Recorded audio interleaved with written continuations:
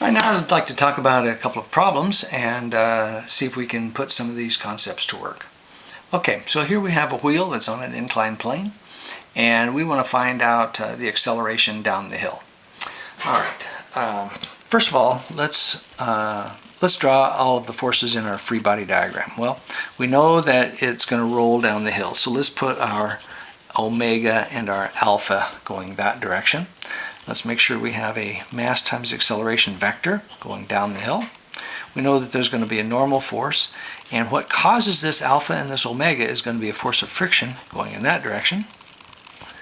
And we've got some gravity to deal with, so we're going to have an mg sine theta going down the hill and an mg cosine theta going into the hill.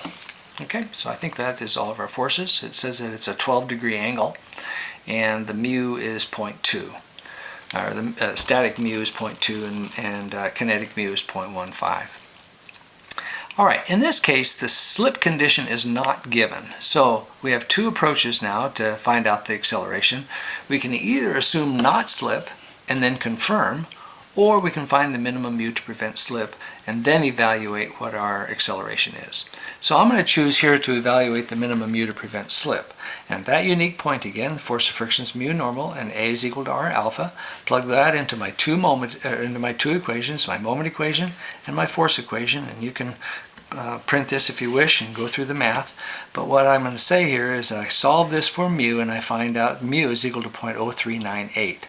Again, what that says is that anything greater than 0.0398, it will not slip. Anything less than 0.0398, it is partially or fully slipping. All right? So lower than the given mu. All right, so what was given in the problem? It says that the static friction to begin slip was 0.2, and here I've evaluated that the minimum mu is 0.04. Therefore, for the not slip condition, the not slip condition is confirmed, and so we know that it is not slipping. Now let's evaluate our forces as a not slipping condition. So if we look back at our free body diagram, again we got our force of friction, our normal force, mg sine theta, and a mass times acceleration vector going down the hill. Here I can, if not slipping condition is okay, then I can sum moments about A and use the parallel axis theorem, and I find that that is usually fairly convenient. So I'm going to say sum of the moments about A. It's going to, and only A will go through A. The mg cosine theta goes through A. Force of friction goes through A. The only force we have is mg sine theta, and that'll have that lever arm there. So I'll say that mg sine theta times r, going in that direction, is going to be my mk squared plus mr squared. That's my parallel axis theorem, mk squared plus mr squared, times alpha. Plug in all those things in there, and I get alpha is equal to 4.353. Acceleration is 5.441. Again, if it's not slipping, then A equals R alpha, and I can plug that in there. To find out the force of friction, again, I just sum the forces in the x and find is equal to mass times acceleration in the x. Forces I have is going to be mg sine theta going down the hill, and force of friction going opposite of that.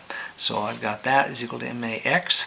I've already solved for my acceleration, so I can solve this now for the force of friction and find that that is 1.168. Okay. Another problem that is very typical in this general plane motion is something like this, where we have multiple actions here. In this case we have a truck that's going to accelerate in this direction, and this guy's kind of foolish. He didn't tie his load down, so he's got this big concrete roller thing on the back, concrete pipe, that's obviously going to start rolling off the back end as he accelerates here. And what we're trying to find is how fast it accelerates by at least finding his angular acceleration. Okay, so first of all, let me just jump down here. It's easy to see that if you sum the forces in the x and you have mass times acceleration in the x direction. Well, let me back up and let's look at our free body diagram. I've got an mg, and again this is the free body diagram of the culvert of the concrete pipe. Got an mg coming down, a normal force going this way. I have a And then as it rotates backwards, we know that the force of friction has to be going this way to cause that motion going in a counterclockwise way. So I know the force of friction is going in that direction. My two acceleration vectors is I know there's a mass times acceleration vector of g, and in the problem it says that it's not slipping, and so down here at point A, if the truck accelerates at 3 meters per second, then point A is accelerating at 3 meters per second. So we have that condition. Alright, so that's my free body diagram. That's what it looks like. I'm going to define alpha as positive going in the counterclockwise direction. But now let's look at our force equations and our moment equation. If I sum the forces in the x is equal to mass times acceleration in the x, the only force I've got in the x direction is force of friction. And if I sum the moments about g, about ig alpha, I've got the force of friction.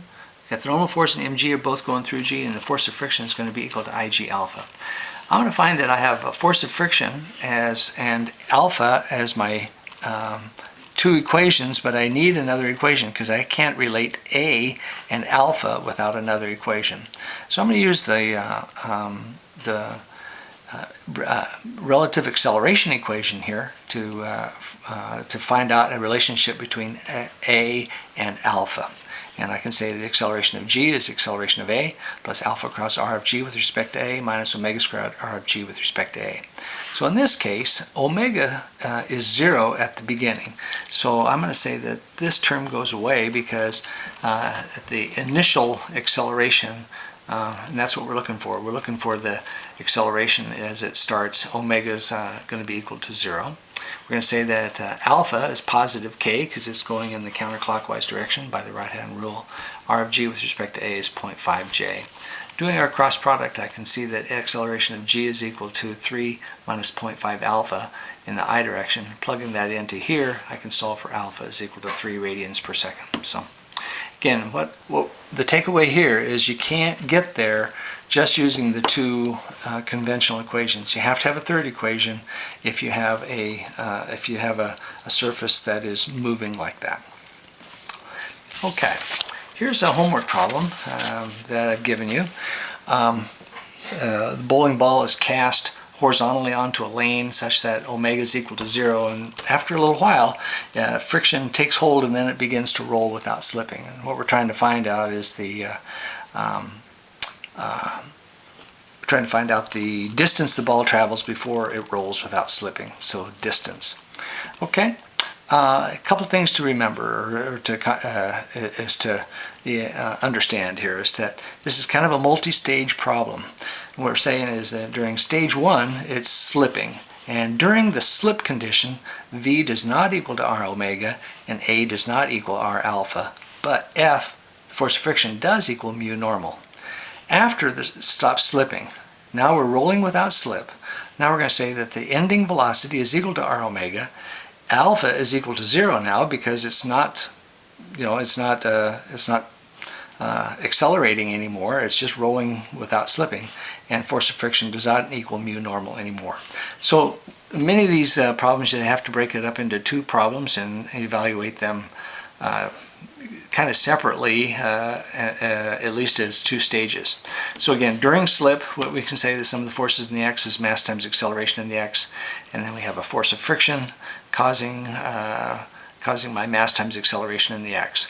All right, now if you just look at the diagram here, what we'd expect is that the force of friction, if it's cast this way, it begins to start rolling in the counterclockwise direction. So we know force of friction has to be going in this way to cause that counterclockwise rotation.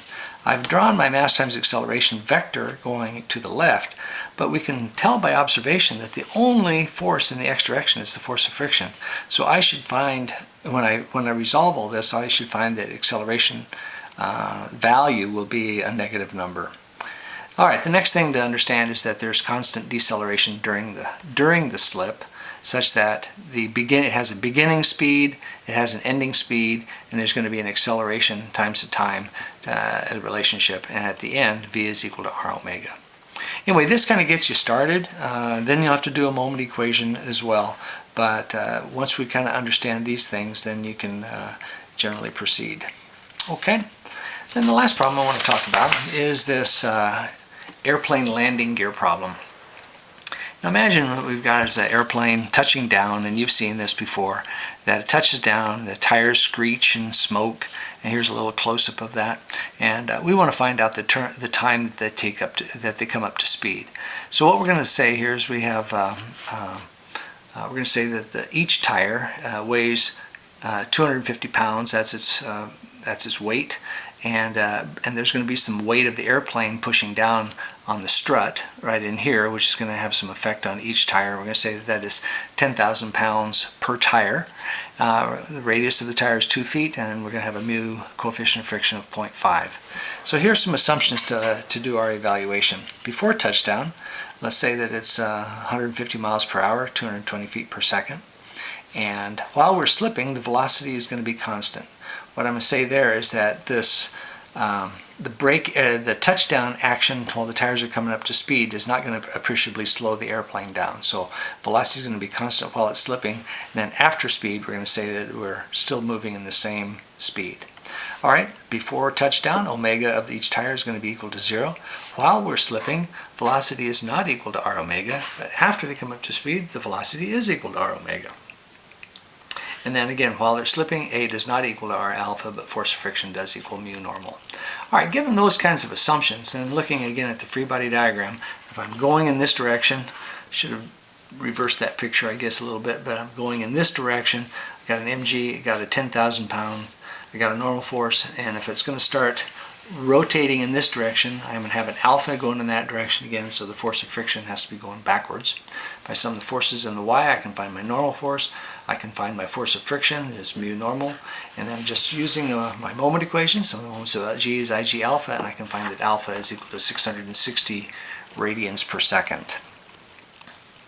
Now, if we assume constant acceleration during the time that they're slipping and coming up to speed, I'll just use my omega is equal to omega 0 plus alpha times time. Time is what I'm looking for. Alpha is what I solve for in my moment equation, and the final omega is going to be V final is equal to R omega, so omega is equal to V over R. Again, they start at 0, and solving that for time, I can get that as 0.167 seconds.